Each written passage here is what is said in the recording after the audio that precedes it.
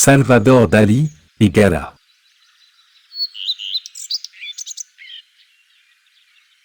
Histoire d'amour, d'une muse et d'un génie de la peinture. La rencontre de Gala et Dali dans le milieu intellectuel et artistique des années 20 est révélatrice de l'ambiance créatrice de l'époque.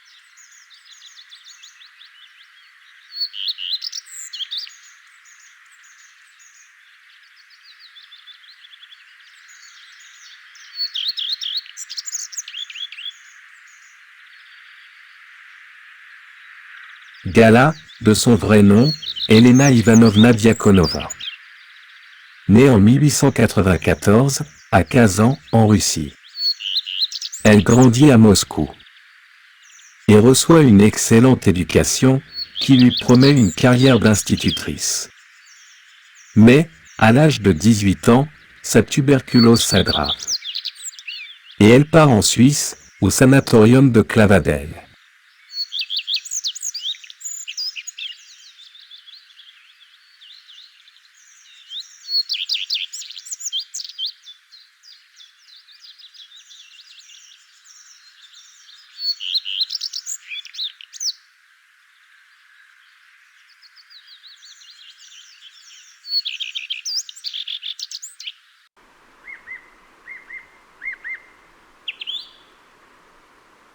Elle y rencontre un certain Eugène Drindel, connu sous le nom beaucoup plus romantique de Paul Éluard.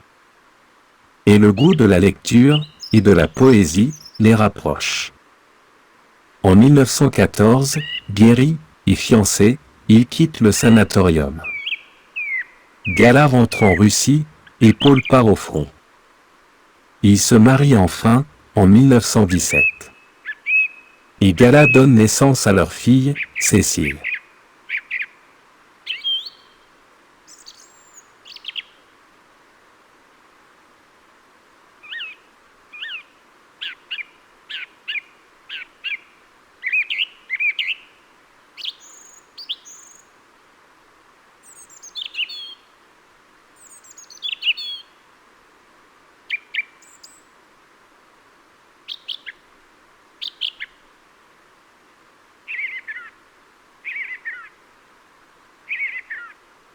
Le couple fréquente le milieu des surréalistes. Breton, Aragon. Mais aussi Max Ernst, avec qui Gala a une relation de 2 ans. Elle était une source d'inspiration pour lui. Il l'a peint ainsi sur de nombreux tableaux. Et puis, elle rencontre Dali, en 1929, qui révèle plus que tous les autres, son fabuleux talent de muse.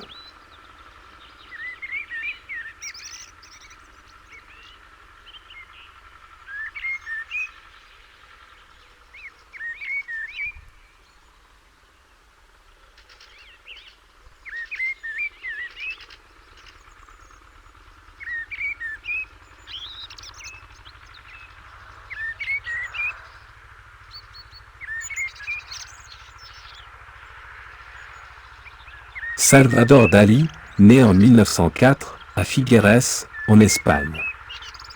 Il grandit dans l'ombre obsédante de son frère, décédé à l'âge de 7 ans. Et dont il porte le prénom. Très vite, son intérêt pour la peinture se développe, stimulé par un environnement artistique.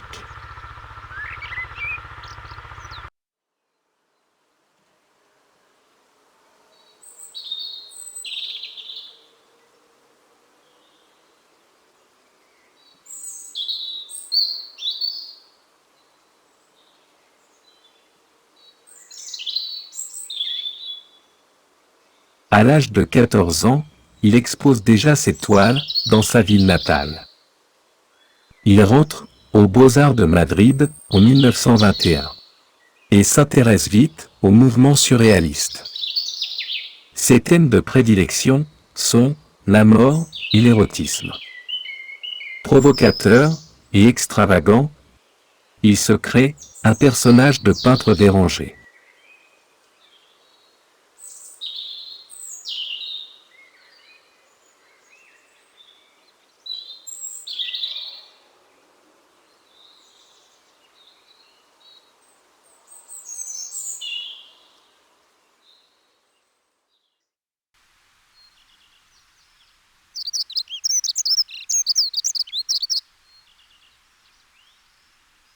Ami de Picasso, de Miro, il s'entoure d'une cour d'artistes.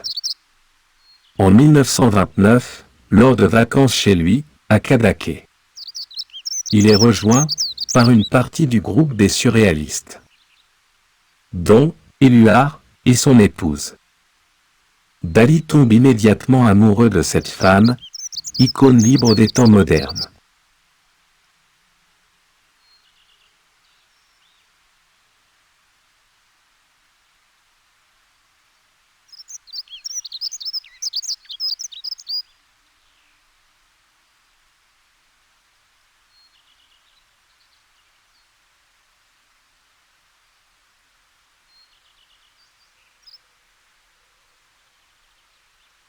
Il en fait son héroïne, se fâchant avec une partie de sa famille à cause de sa liaison. Dès lors, leur vie est liée. Gala quitte Éluard et ils se marient en 1932. Le temps des vaches maigres ne dure guère. Et Dali est vite reconnu et prisé dans le monde de la peinture et des surréalistes.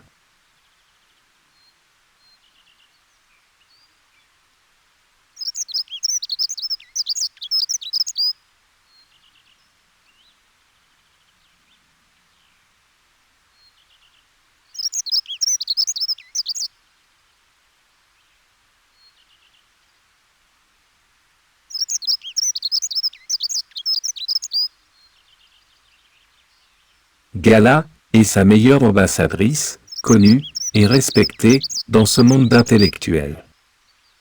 C'est l'époque des rencontres enrichissantes. Le couple brillant reçoit et est convié. Toutes ces connaissances sont source d'inspiration pour Dali. De Freud à Chanel.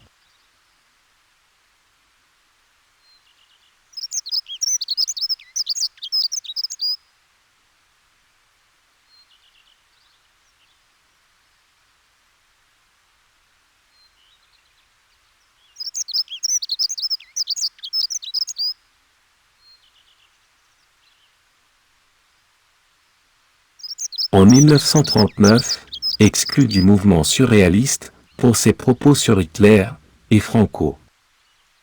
Le couple s'exile à New York. Dali en profite alors pour diversifier ses talents. Cinéma, création de bijoux, décors de théâtre.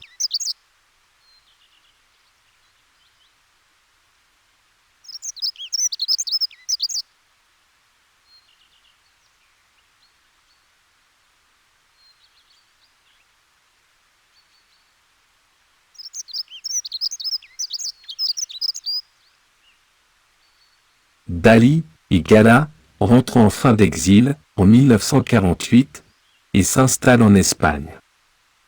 Partageant leur vie entre les instants de création intense et les escapades médiatiques à Paris, New York ou Rome. Ils ne se quittent jamais.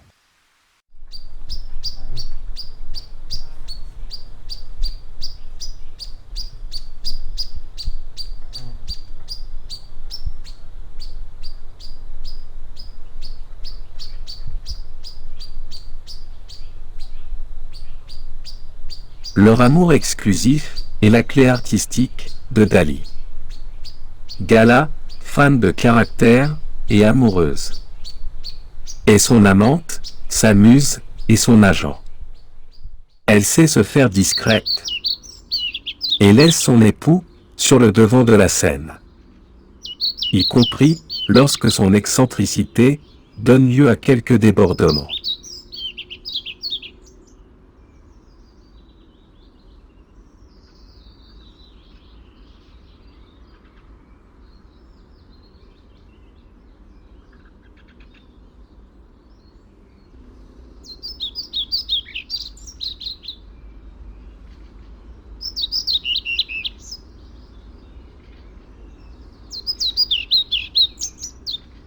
Elle veille sur lui, quel que soit le contexte. Elle pose inlassablement pour lui, qui la peint sous toutes les coutures. Parfois, de violentes disputes éclatent. Passionnés, comme ils savent l'être. Mais rien ne les sépare jamais. Il se dit que, toute sa vie, Dali lui resta fidèle. Même si, elle connaît quelques aventures, éternelles séductrices.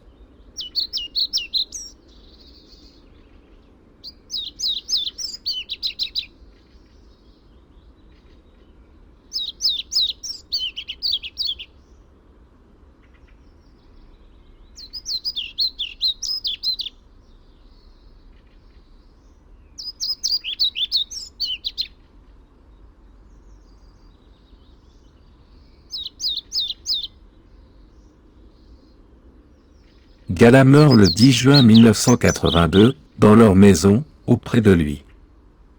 Affecté et désespéré par l'absence de son inspiratrice de toujours. Il finit par s'éteindre en 1989. Mettant en scène sa dépouille, comme le trublion génial qu'il a toujours été.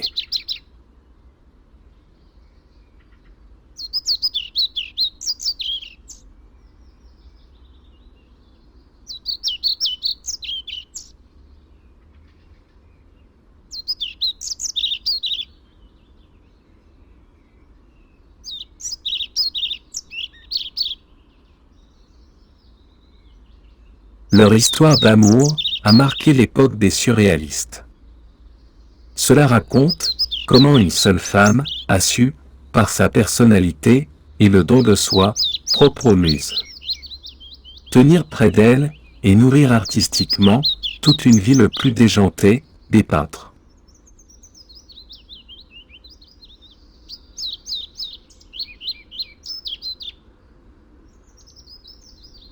Svartvitt flugslatsskogen.